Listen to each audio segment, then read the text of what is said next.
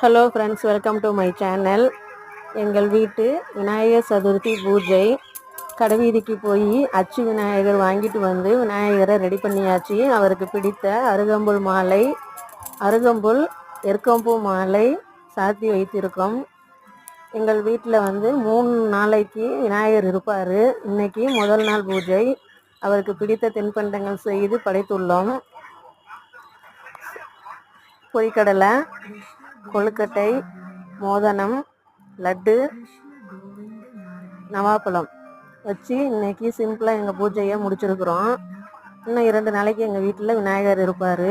அவருக்கு பிடித்த உணவுகளை 2 நாட்களும் வைத்து பூஜை செய்வோம்.